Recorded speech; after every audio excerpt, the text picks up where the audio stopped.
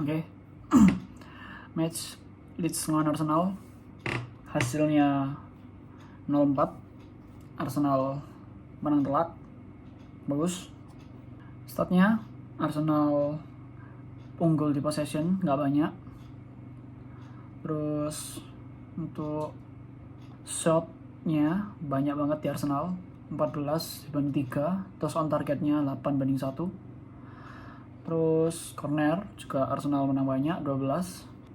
Di match ini Arsenal benar-benar unggul, mendominasi untuk penyerangan sama defense-nya, terutama di penyerangannya.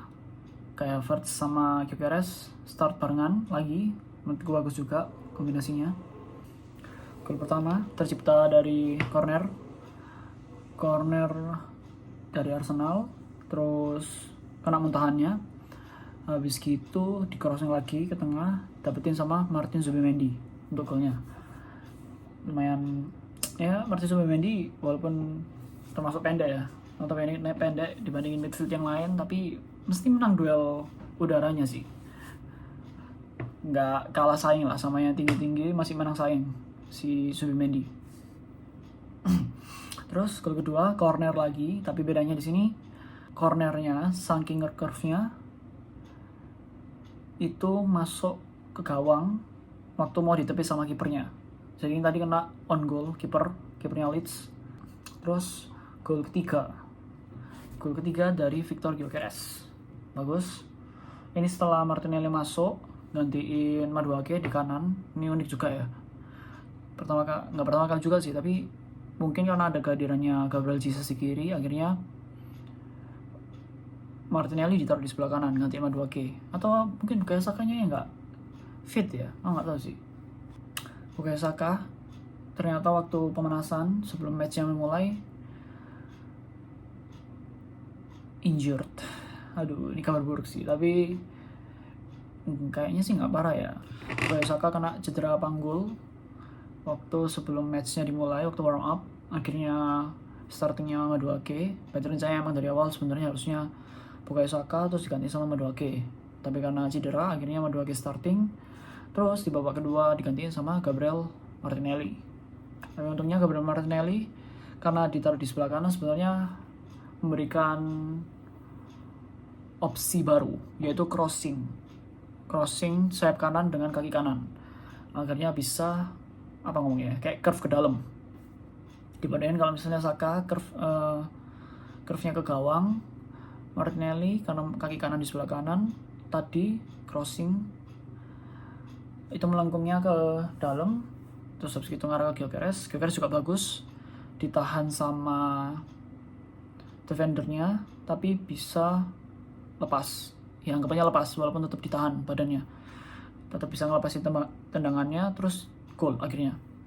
Emangnya tadi sebenarnya Gyökeres juga ada momen 1v1 sama kiper tapi kesusul sama backnya. Itu tadi rasaku sih sebenarnya mirip banget sama golnya waktu ngelawan Kairat sebelum match ini, cuma dia kelamaan aja ngelepas tendangannya. Dia terlalu lama giring, habis gitu waktu udah nembak defendernya udah nyampe dan ngeblok tembakannya. Terus gol keempat dicetak sama Gabriel Jesus. Finishingnya lagi-lagi menurutku bagus banget.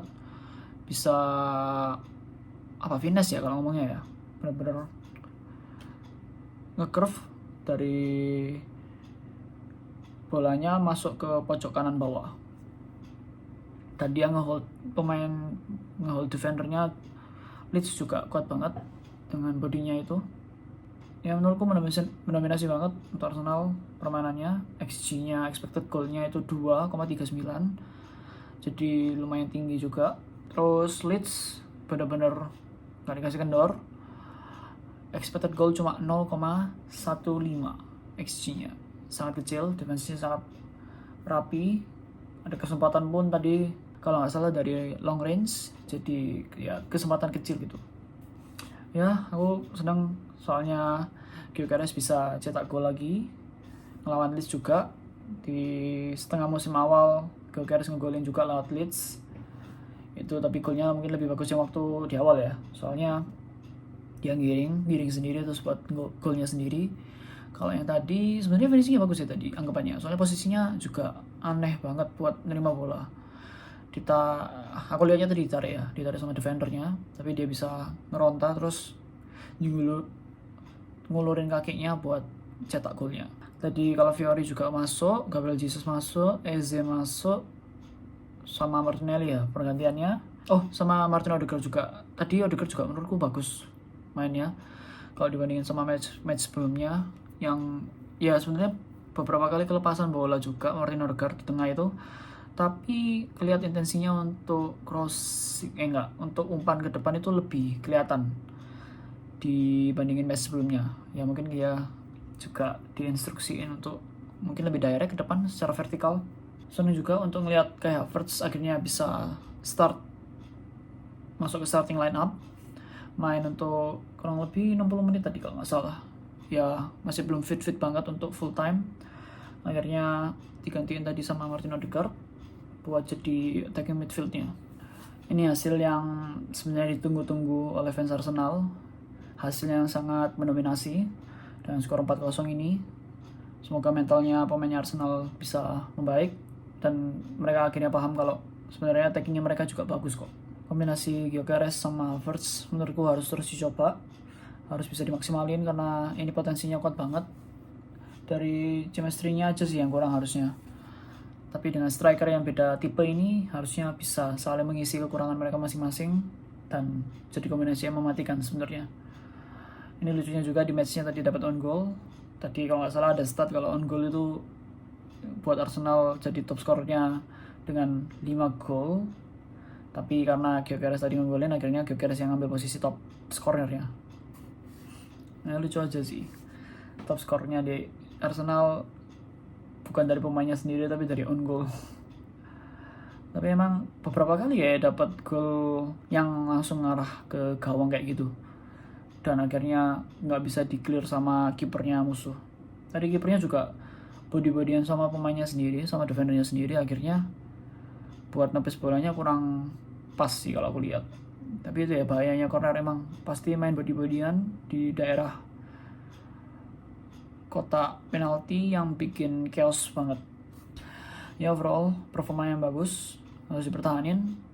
Untuk next match Arsenal lawan Chelsea di Carabao Cup. Ini leg kedua, kita main di kandang, harusnya bisa menang dan semoga menang untuk lanjut ke final dan menangin Carabao Cup. Menurutku penting buat mentalnya untuk ya setidaknya bikin kepercayaan bahwa mereka pantas untuk memenangkan gelar-gelar yang bisa diambil. Pertama di Carabao Cup, dan next ke Premier League sama UCL. Habis gitu di Premier League melawan Sunderland, harusnya bisa di home.